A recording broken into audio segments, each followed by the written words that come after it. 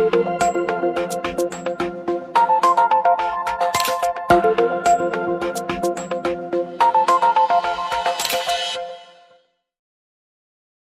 my name is Ochuko and welcome to the BP Talks. As you know, we have industry insightful conversations, and with me here, I have yet another guest on the studio. In the studio with me, and his name is Nnamdi, aka he is Senior Media Brand PR Sponsorships, and I'm excited because I know that the conversation is going to be amazing. Now, listen, wherever you are, if you are watching from Lagos, London, you can put it in the chat box and let us know what your experience has been so far watching all the episodes of the PP Talks. Nnamdi, you're welcome. Thank you very much, Ochuko. How do you feel to be here on a scale of 1 to 10?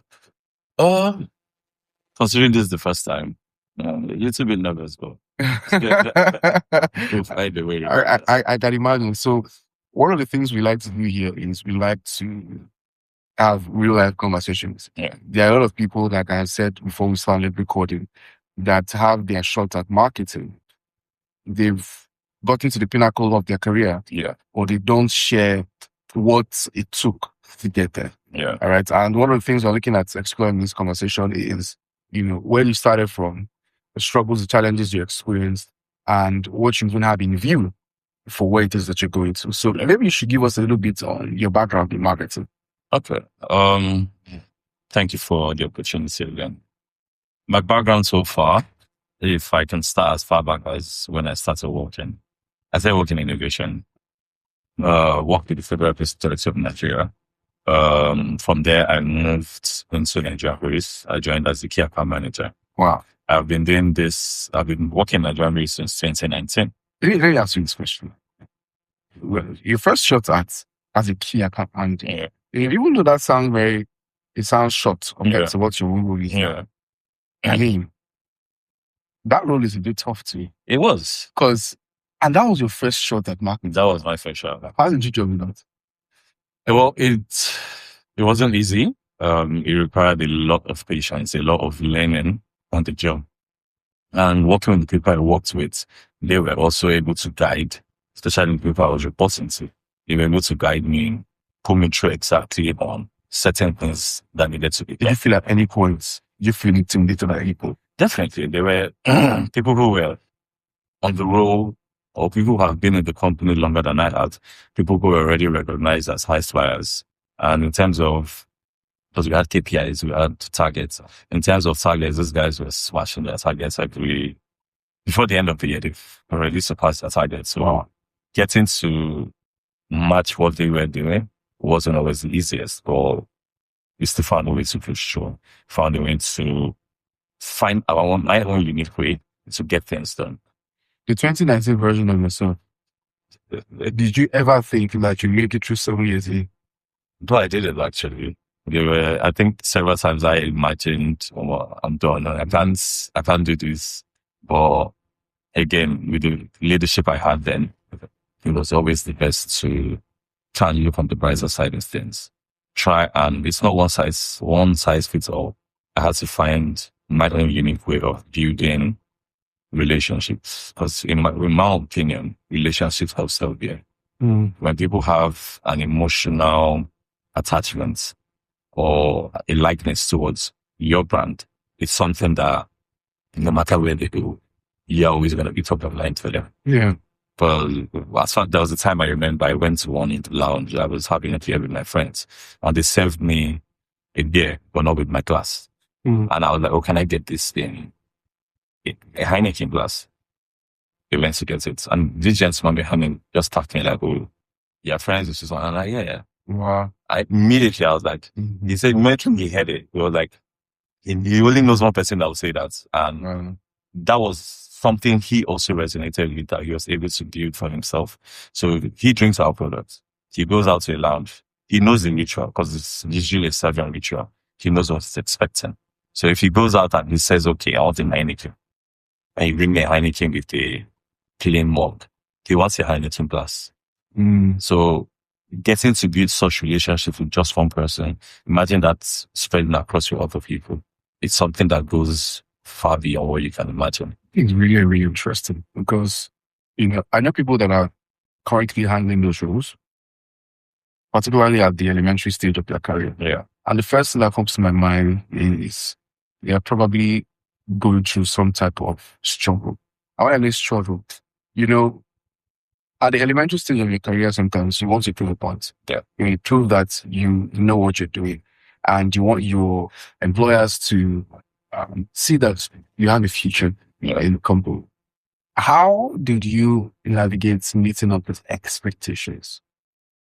Well, everyone's expectations are always different. And in the hierarchy of things, you have multiple bosses. So your line manager's expectation is different. His line manager's expectation is different.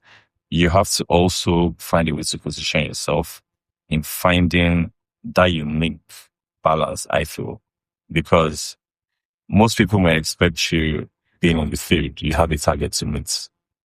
And most people always find a way to way to the outlets, sell those beers into the outlets or sell whatever products into the outlets. But on a very unique instance, what may help you sell your products is relationship with someone else. Not because, he's a customer or anything. It's more or less, I have someone that wants to do an event. He wants your products. How far? And before you know it, your weekly target of 20 cases, you've already surpassed it because you're not going through the traditional means of dishing it into outlets, dishing it into supermarkets or the mega stores. It's from doing something out of the box, which is, I have an event. I want to trade the party. I need the products. And you are sitting with your target of 23 cases that you need to sell within the week. And someone is ready to buy 40 just because they have an event.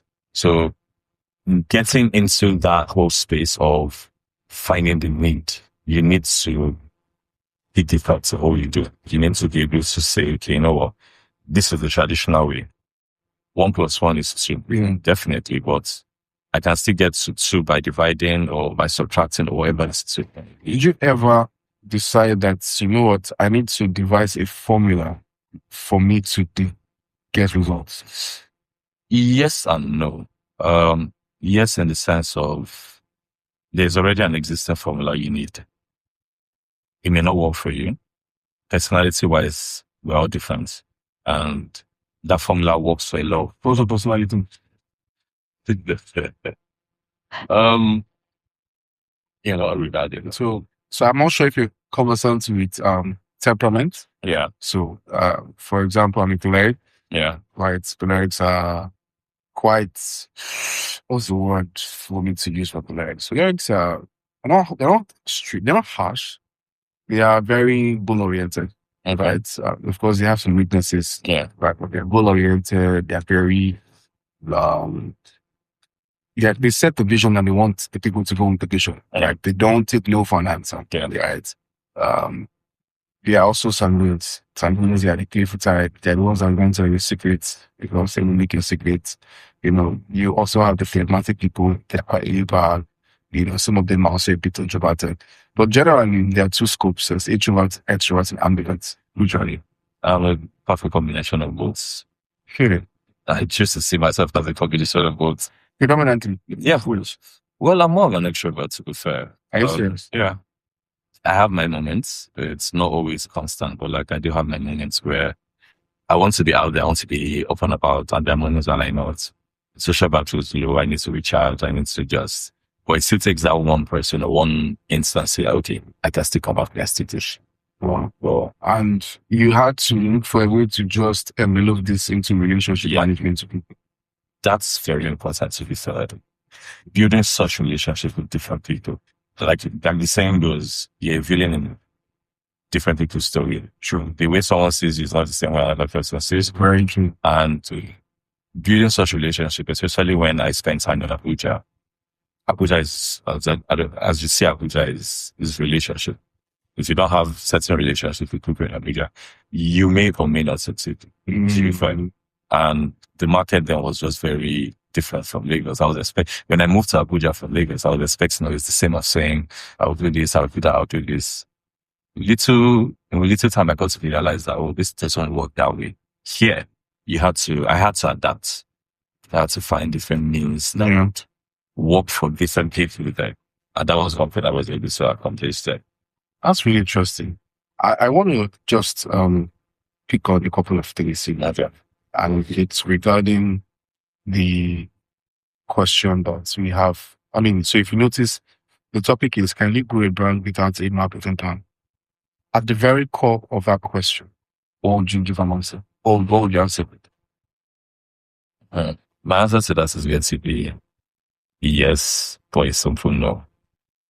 Because you can do that by accidents. Can you sustain it without a proper plan? And I have been thinking about this question since the information out. So, Yeah. and it was who came to mind, especially.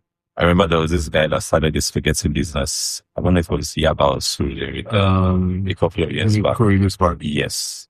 And how did he grow to the platform he is now? It was more or less, this guy's spaghetti is good. Social media helped him.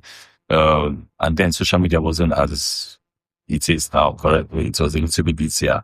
You would be able to sell quality products and people would distinctly resonate with you.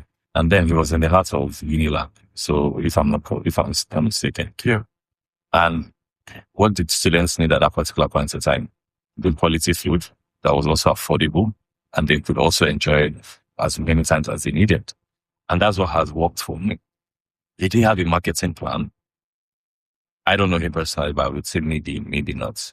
But if he was able to latch onto something that worked for him, which was the power of social media, and that has pushed him into a different pedestal right now that he's at. So can you be a successful brand without a marketing plan? It depends. You can, but it's not going to be a sustained trajectory for you. You still have to put certain things in place. You still have to, it's a powerful, yeah. You still have to put certain things in place. You still have to build a team. One person cannot build a brand. That's a definite fact. You need a team. Whether it is those handling social media, handling your orders, handling how you're projected on any social media platform.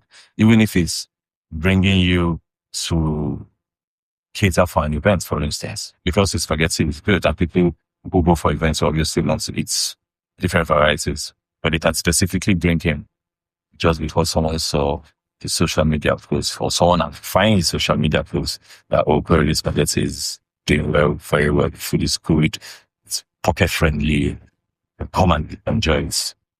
Right. So, wow, absolutely amazing. Absolutely amazing. That's so interesting. And I really want to, so the end of, when people say marketing plan, of course, we know that marketing plan is not, how they call it, there's no surplus in essence. It's just sufficient sometimes to the amount of, okay, we have this campaign, this is the budget and all of that. Now, so what is trying to start a brand? And the person does not have so much. yeah. You see, you were talking in terms of, the big brand term.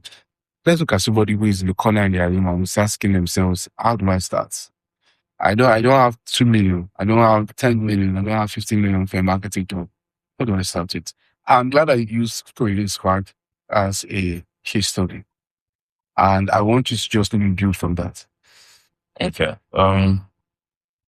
It's not the easiest point of view to start from because you don't have much. You're not one of the big brands. Yeah. And the first step I would suggest is start by having a plan. By a plan, it's what I want to do, where I want to get to, who I'm trying to reach. Once you have those things down, you're able to now determine like what platform they need to use to reach people. These days, everybody's on social media. These days, you can sell any product from TikTok. And good thing, the platforms have already made themselves accessible to everyone. So you have it. You have, for instance, let me use a phone you want to sell. Or you're a dealer, you buy phones and you want to sell phones. How do you start? By getting the word out that, oh, what you're selling is authentic, what you're selling is genuine. You have to go around building a social media awareness first and first. When people are aware of what you do, it becomes easier for them to be able to find your brand your brand is, maybe your brand has an Instagram page, you have your website if you're able to get a website. But I think maybe an Instagram page is even quite easy, or even a Facebook page. We probably feel, oh, Facebook is no longer as important as it was then. But Facebook is still one of the biggest platforms. It's that people, I know Facebook has a Facebook marketplace that people still sell things, people still ensure that their brands are visible there. No brand creates any plan or strategy without factoring Meta. Meta, not Instagram, but Facebook. Yes, everybody's on Facebook. Once you're able to create a presence for yourself as a brand, the next step is one or two people. Those one or two people could still be your friends. Everything starts from word of mouth. It's a very important platform or driver for PR. Once you be able to build that and people are talking about your brand, or people are asking about your brand, or even if your brand is even searchable, that's a very vital thing you need. Because I want to leave this level and I want to actually do a bit. Yeah. When you say that you have been at the current company you work at for about 7 years, Yeah. plus, it takes more than just delivering results. Yeah. It takes more than just leading people. If you were to summarize what it takes to stay with the brand, stay with a brand, as going from an account manager to where you are right now, please summarize for us. What did it take? It took a lot of patience. My mentor always tells me, you need to be patient, you need to be calm. One thing he tells me, or he always told me, is you need to be visible. People need to see you. Explain visibility. Visibility, it's so many things. You need to be seen, aside the work you do. I'm fortunate that in the company I'm able to assist on other projects. So leaving your core responsibilities and having a side responsibility that you're also working on with a cross-functional team, for instance, is something that people will see for, like, oh, this guy can do this, so this guy is here. It goes a long way for people to be able to recognize you and saying that, okay, yes, this person is not just isolating themselves in your own box. They're able to project themselves. That's be proactive. Being proactive and other projects, exactly. And being able to even deliver on these projects. Because it's not just a situation of, oh, you have your self-responsibility and you leave everything to the other person. Because, oh, I'm only supposed to handle X, Y, Z. This person is handling ABC. You need to also be able to blend yourself into that and be able to deliver. Being visible. Guys, I hope you guys are listening to this conversation because it's quite interesting for you to understand that. Yeah. You have to be visible. You have to be visible. This cannot go very far. It can't. It's even maybe speaking up in meetings, asking questions. No question is a stupid question, to be fair. Just ask questions. Even if you have something to add, you can just add it. No matter how insignificant most people may feel it is, you still have to add something. There are a lot of people, even me at a certain point in time, I still would be in meetings and I don't want to say anything, not because I don't have anything to say. I just want to. Yeah, I just want to be in the corner and just hide. Many times in meetings like that, people have said what you want to say, but you can still maybe build on someone else's points and just lay your own inputs. No inputs is overrated. No inputs is overrated. They just have to find a way to contribute, which for me, I feel is leading to being inclusive. Interesting. Looking at the data from what you guys did last year, some interesting things. Now, I would want to say in terms of the numbers, I don't know if we can talk about the numbers. But I mean, you guys pretty decent in terms of what you guys are doing. But to you, personally, that would have taken a lot of work. Right? No doubt. What's the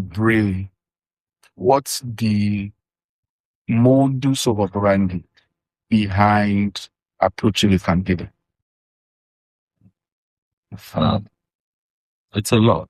And what we're able to achieve in Nigeria base hasn't just been a single effort, it's a collaborative effort for really internal teams, external teams, to stakeholders and all that. The major thing I would say has been in terms of, you said it's creating a brand, right? Yeah. In approaching the campaign, whatever campaign you want to run. as long as we have road to market or whatever it is. Yeah. As long as we have different campaigns have different strategies, you can't approach everything the same. As long as you have an idea for what you need to be done, it's you have to still execute it regardless. How valuable is research to some of these things? Research is very valuable.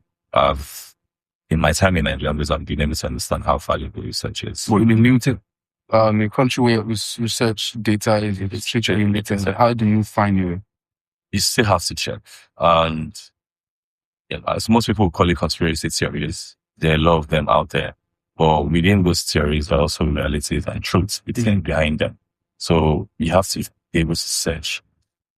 The most unlikely sources you can get information from probably be X. There are a lot of people having facts there, dropping tweets, dropping tweets, and data there that some people may you can say is irrelevant, but still, it's one of the platforms that you can able to get information from. So just being able to know what you're searching for. If it's like the other day, I think I was at the airport. I was at an event and someone was talking about an event that happened years back and Benin, not Benin. It was Kuki. I was talking about how, I remember it's something about bees, how they use bees to just, I can't even remember the story, but when the guy who was saying it wasn't Nigerian, it was Ghanaian, and he was saying it, and the guy sitting beside me was from that state, and he was like, yeah, he heard about it, but he doesn't really know the details. And I'm like, okay, how is this guy able to talk about something as a story that's happening in the 1980s that even someone from the States barely even knows actual details about it? So it's being able to maybe ask the right questions, reaching out to people. And I think reaching out to people these days, people will want to tell certain stories. People want to tell the actual stories of what they believe is the truth. It's your own understanding or your own duty to comprehend or interpret what they're telling you. Filter out what you may feel is biased or what you may feel is uncorroborated facts. Then being able to find the actuality in this is what the situation is. It's very difficult to find historical facts about certain things that happen in Nigeria or certain instances or whatever it is, but we still have to try, no matter what the situation is. And again, it's quite unfortunate we don't have reputable platforms or unique platforms that you can ask questions and have people give you answers or give you feedback or link the story so you're able to get the facts. Wow, this is so interesting. Well, while you're talking, one thing I need from mind is data is king. Very awesome. Right. And in order to do some of your, campaigns, you can't just start without data. Yeah. And I want this takes us to the next question I want to ask you. With the rise of AI right now, it's quick to quickly just type something and get some form of data or whatever. The other side to it is there is a rumor, which I'm sure you probably heard, that data will take your job and all of that. You see, I have a theory that you have to deliver more results in the marketplace, in the job marketplace now than ever before. And that's because back in the day, we have Word, you have to brainstorm, you have to type, man. You have to do every single thing. But now, when you present the document to me, I'm almost assuming you didn't work on this document yourself. Right? So you can't bubble with 5, 10, 15 pages. You do type every single thing by yourself. Do you understand what I'm saying? So the question here is, how does someone, particularly in this space, remain relevant with the rise of AI? I think that question came up a couple of weeks back in the office, and it's a situation where we realize that, what, AI is evolving, and a lot of businesses are trying to adapt into it. For me in particular, it's a situation of we have to learn to use AI. I don't like using AI myself. Why? I don't know. I just don't like it. It's interesting. This morning I was working on something. First thing that came to my mind is Could there be some crop of people in this world that will say, I've never used ChatGPT, I don't like this ChatGPT? Ladies and gentlemen, I'm sitting with one here this morning. No, I have used it. Do I like using But you don't? It's not my go-to. I have a couple of people who have like ChatGPT constantly open on the system. So anything they need done, ChatGPT, it's all we invent this and they spit it back. You think it blocks creativity? It's a debatable conversation, so maybe. Depends on the way to do it. Because we went to school, we went to uni, primary school without AI, without ChatGPT or anything that we turned out great. So, but if you think AI is creative now, wait till 10 years, right? Yeah, but there's still fears of what AI is going to do. You said AI taking people's jobs. Well, I think it's even far beyond that now because there are several posts out there that are saying, oh, this is beyond AI taking your job. Most people are not sure what they're giving to AI, what AI is actually doing. And you can't predict the information it has. And the other day I saw a post online that says, oh, people start taking pictures like this and, why people, you can take your fingerprints and use it for something. So now people are, we millennials that will take pictures with the peace sign, that's gone because AI has come into play. You can use your fingerprint and people know what you see. So it's the gray area where people are a little bit skeptical and to say, what is the end goal for AI? What is this? What is that? Well, in terms of marketing, when you're doing briefs, approaching campaigns from a new point of view, AI can give us a full edge in delivering results. Right? It could, but nothing still beats getting the hardcore data itself. When we choose to introduce a new product, we do a market research. We go around, we ask questions, get people's feedback to know, what do you think about this? Or have you tried this product before? What's your feedback? Is this something you like? We try to understand this from the consumer's point of view. AI may not be able to give you all that information, but it will give you maybe a little bit of headway, but still, nothing still beats getting that actual data because with AI, even me, when I use ChatGPT, I ask ChatGPT some questions. It tells me the answer. And I'm like, are you sure? It still corrects itself to say, oh, no, yes, this and that. It's not 100% reliable, which is the fact. Well, what do we do? It's an evolving world, it's an evolving system. We have to find a way to adapt. Maybe it's based on the information you give to the AI platforms that it will give back to you. They just always have to, even ChatGPT will tell you, no matter what the information that you use, always 100% authentic. You have to still proofread it to be sure you're getting the actual information as it is. So, okay, so in about several years, I've been with Nigerian bills, give or take, let's say you most at one point or the other have encountered maybe a backlash as a product. At some point or the other. Maybe we're not going to mention the products. What was the immediate approach to mitigate the situation? I like your question. But yeah, in the life we live now, there's so many factors, there's so many things changing. And one thing I can speak on is with one of our brands we adjusted the alcohol polyben, the level of alcohol, the ABV. It was higher, we got it down lower, and a lot of people complained. And then a lot of people were like, oh, it's not the same, it's this, it's that, and that. Well, that's the experience with them. What was the reason for tipping there? I can't fully remember the reason, but it's in line with government approvals or something like that. I can't fully remember, but I'll have to fast check that. But we had to do certain things to align accordingly. And yes, people preferred it maybe a little bit higher, people prefer it the way it is now. But it's all about getting the right products at the quality it's in for everyone. I can say for a fact, the product like Heineken, for instance, is the same no matter where you go. If you have Heineken in Nigeria, it's the same Heineken you're going to have. If you travel to Europe, if you travel to the UK, it's the same quality. And that has been able to be achievable because we've been consistent with what we do as a brand. Well, interesting. I would want to say that, there are some, might not be brews now, it might be, you have to say, soft drinks or sodas. How it tastes in one region might be different from how it tastes in another region. Same thing. I heard this from someone when someone told me that the code exists in the United States. Well, that one is definitely clear.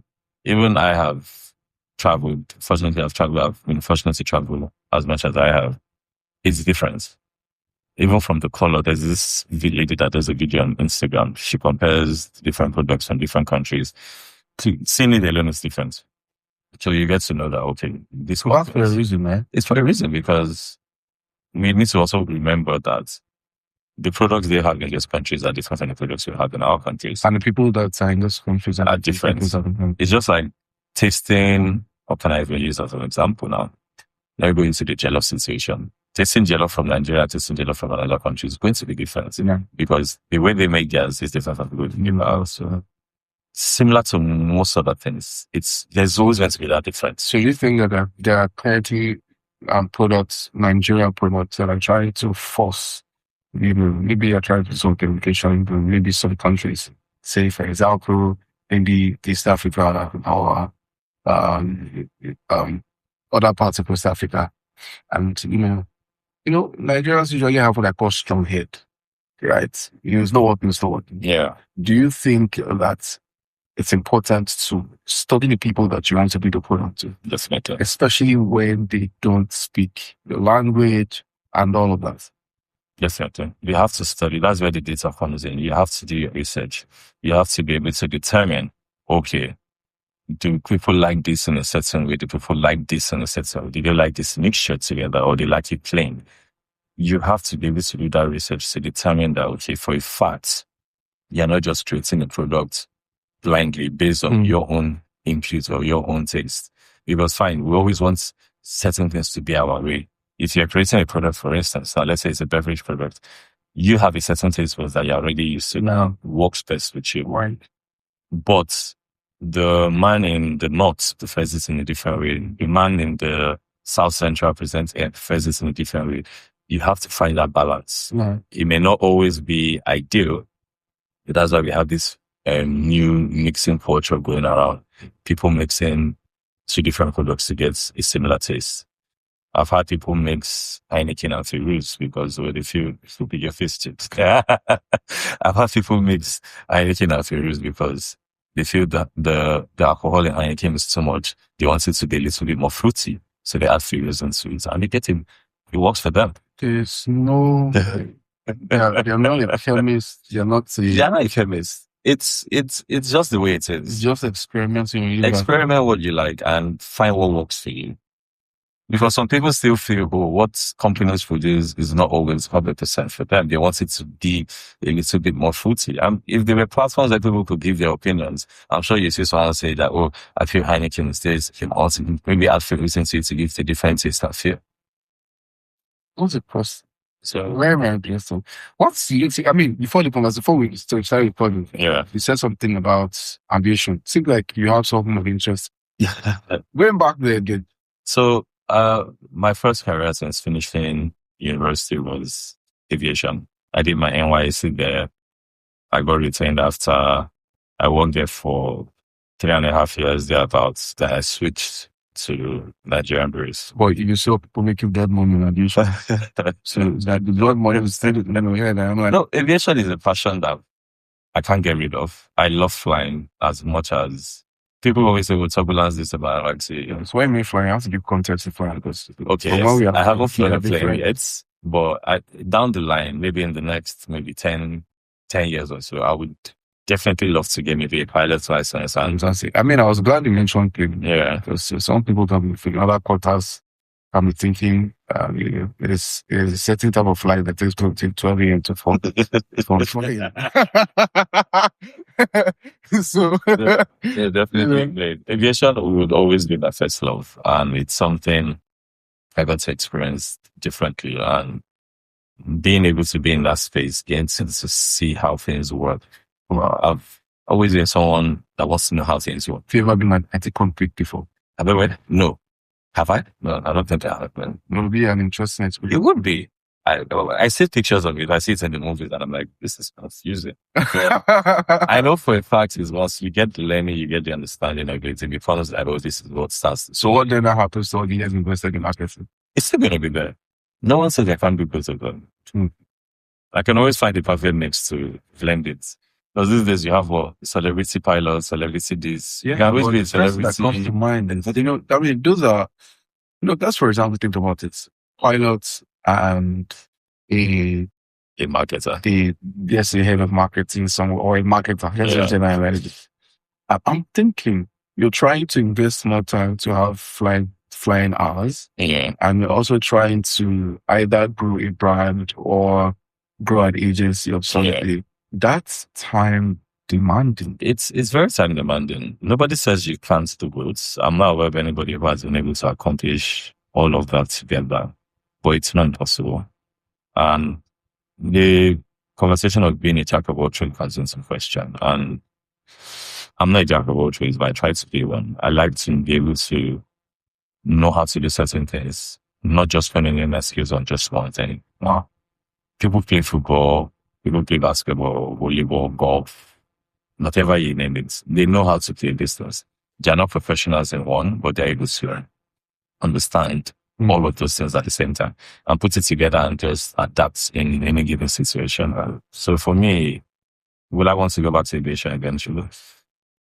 It depends on what exactly I'm being back into. If it's the flight thing, definitely I would love to be in pilots and take my career from there. It's not going to take away the fact that okay, I've done 7 years going on into marketing now. It's just being able to do something. Well, isn't the passion will just blood money sometimes? Money can fall passion. Money can fall passion, to be fair. For me, it's either way, to be fair. But just don't be adventurous or something. I'm always an adventurous person. I'm one person I saw my friends, but I want to bungee jump and skydive. Wow, that's interesting. Okay, so we're going to be playing a game. It's called This or That. Okay. And it's very simple. Just let me know what your preference is. Okay, so brand awareness or lead generation? Brand awareness. Why? People need to know about your brand, regardless of anything. If you've created a brand or you have a brand that's working and people are not aware of it, there's no way you're going to gain that sort of brand awareness. It's like how you go into the supermarket and you want a big sugar or whatever it is. Growing up, we already know the brand that we had in our house. You still have to get this right. Subconsciously, you still go for this same brands. Prior campaign or consistent conversions? Those consistent conversions. Okay. Instagram or email? It depends on what you're doing. In your own context. Instagram. Instagram. Okay. TikTok or Facebook? I'm not really into TikTok first. I'll say Facebook. Really good. Organic reach or paid ads? Organic. Okay. Influencer marketing or UGC content? So that's quite tricky because it's not all UGC content you want to associate with. But then again, you have influencer marketing which has been tailored, or you have tailored to what you want. So I would say the influencer marketing. Big budget campaign or small budget creativity? You know what I mean by small budget creativity? I guess it's trying to be creative to the small budget. It's small budget. Like I said, it can work either way. It can make you move viral for the right reasons or the wrong reasons. It depends. Wow. Okay. Rebranding a company or launching a new product?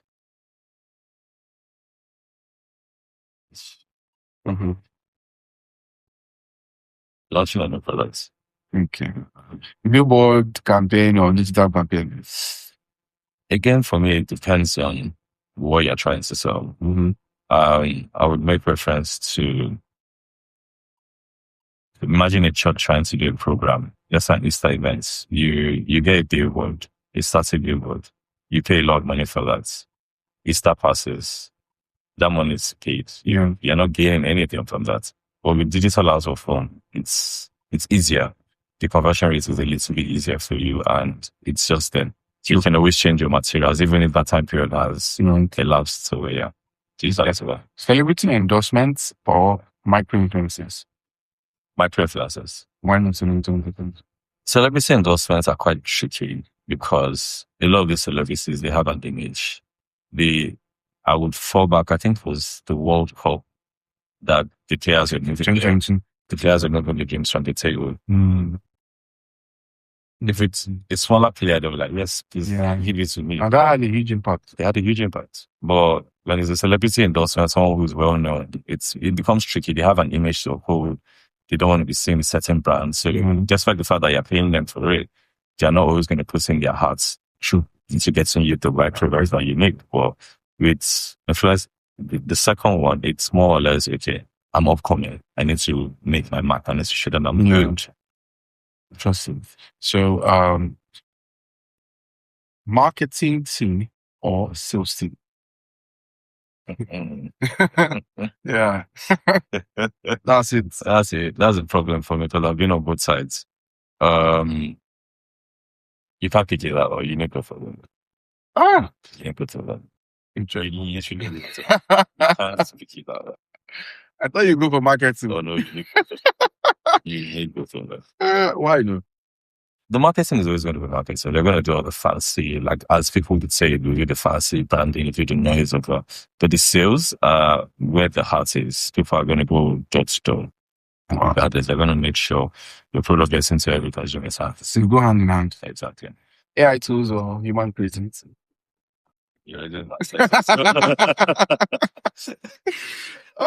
So the last one is marketing without data or data without creativity.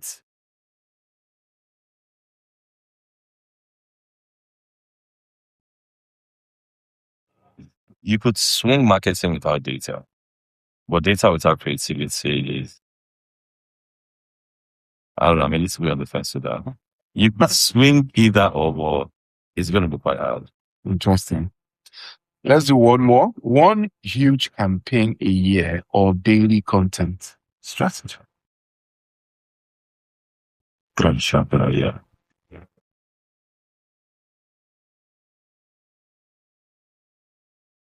I'll go for daily content. All right.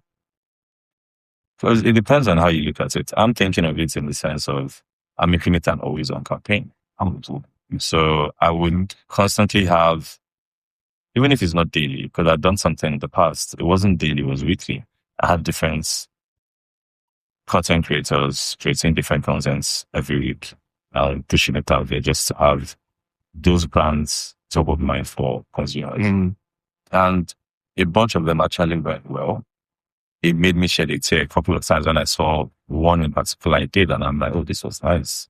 And it was this guy taking pictures of people. I thought it was in Abuja. So he would take pictures of people, and he would go to them, you give them the picture, give them products, and give them cash. And he wasn't just able to create or to show himself that, okay, I'm good at this. He was able to let people or tell a story basically that, okay, we see what you're doing, we recognize you, and we appreciate you. So for me, that's amazing. Yeah. Absolutely amazing. Ladies and gentlemen, I enjoyed this conversation. I'm sure you also did.